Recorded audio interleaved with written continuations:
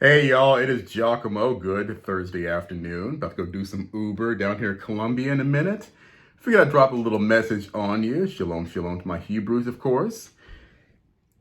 Watching Killer Mike getting dragged on Twitter for having met with Governor Kemp of the state of Georgia. I think it was last night, as a matter of fact.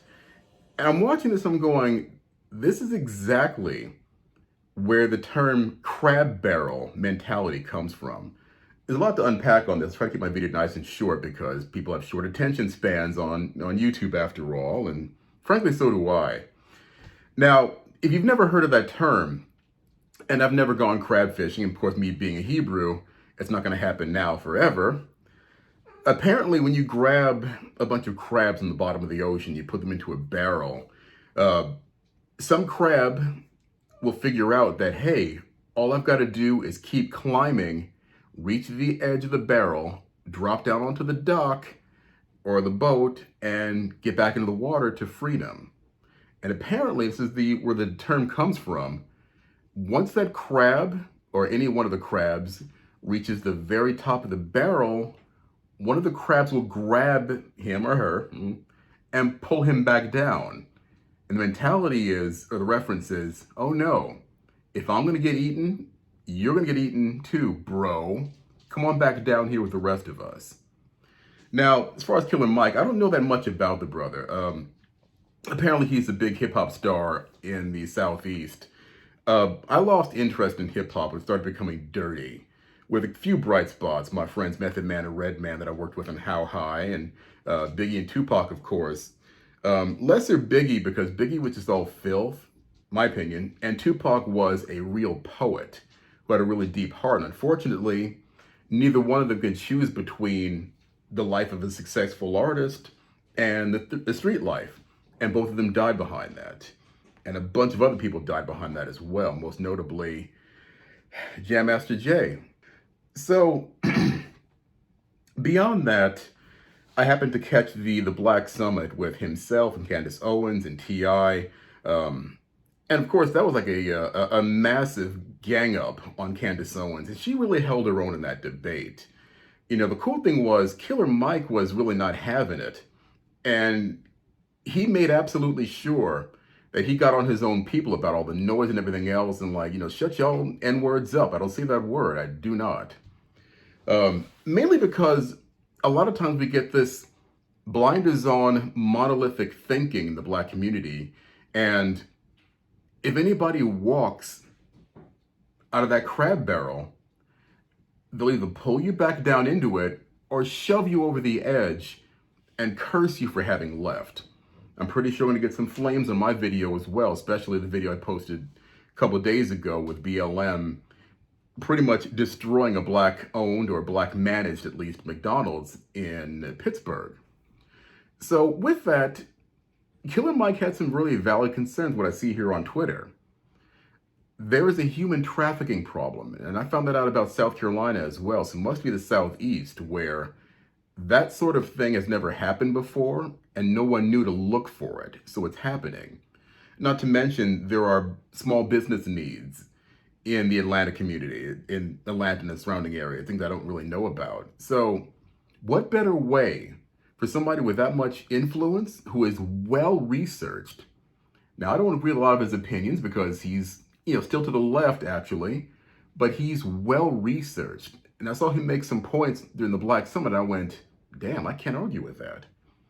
And if nothing else, I didn't know what he was talking about because he's from a different part of the world than I'm from. And with that, of course, with all the people clowning Killer Mike on Twitter, and I'm sure the other social media platforms as well, people calling him, a sellout, and how much dare you talk to the enemy, and this nonsense about Governor Kemp having stolen the election from Stacey Abrams, who won. Let me go on a rabbit trail here.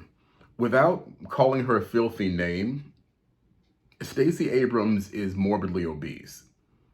Now, I got to tell you, when I moved here to the Southeast, I started to see a little bit of it in Texas, and here in South Carolina even more so, where people continue to eat themselves in this amorphous blob shape because things are yummy down here, okay?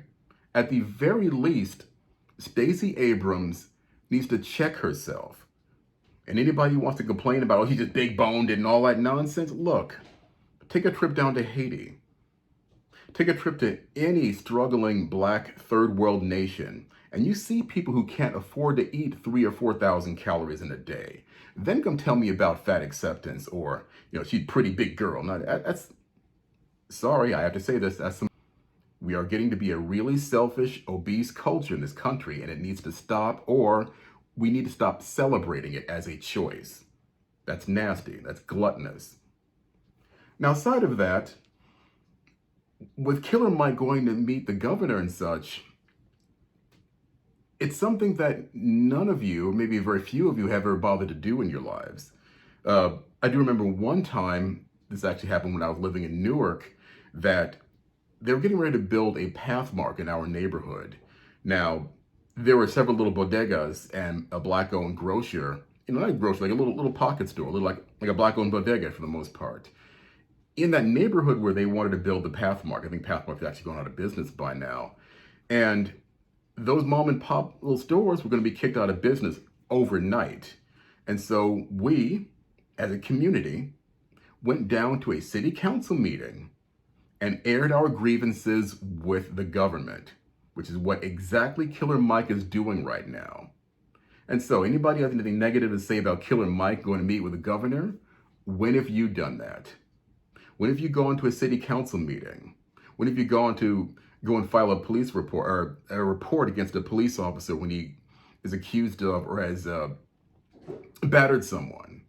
Have you gone down to voice your concerns during a city council? Have you voted for city council? Instead of just like checking the name off because he's a Democrat, have you gone to interview these people?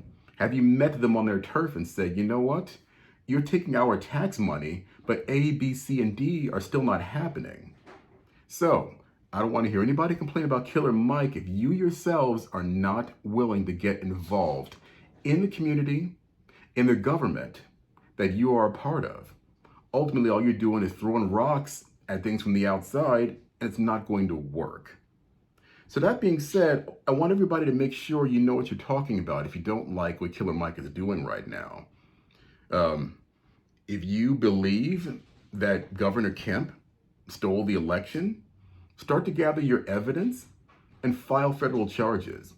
Knock on every judge's door, metaphorically speaking. You don't want to do that, actually, because that'll get you shot probably. And say, look, I've got strong evidence to suggest that Governor Kemp stole the election. Instead of this, griping about it on Twitter, which is not going to fix the problem. Are you going to fix the problem in your community? I myself, I'm thinking about running for city council around here. If for no other reason that I don't like what's going on in my community in a lot of ways, that the city in which I live is stagnant. Everybody wants to whine about black rights and such. How about we tear down these dilapidated houses everywhere? Or if there's a farmer sitting there collecting weeds and dead animals, like, hey, let's let the county go ahead and take that farm away from these people because all they're doing is making the city of prosperity where I live look ugly. Get involved. You be Killer Mike. And once you've done what he has done and trying to build bridges and say, you believe this, I believe that, and somewhere there's a middle, let's make that middle happen and make this community better, then I really don't want to hear your mouths. That's all I got to say about that. That's what I was going to say. Anyway, what's your opinion? I'm willing to hear it out. Go ahead and leave me a message in the message box, in the comment section, and we'll talk, okay? Hey, love you much. Stop making fun of my afro. I'm trying to find a new barber. Shalom.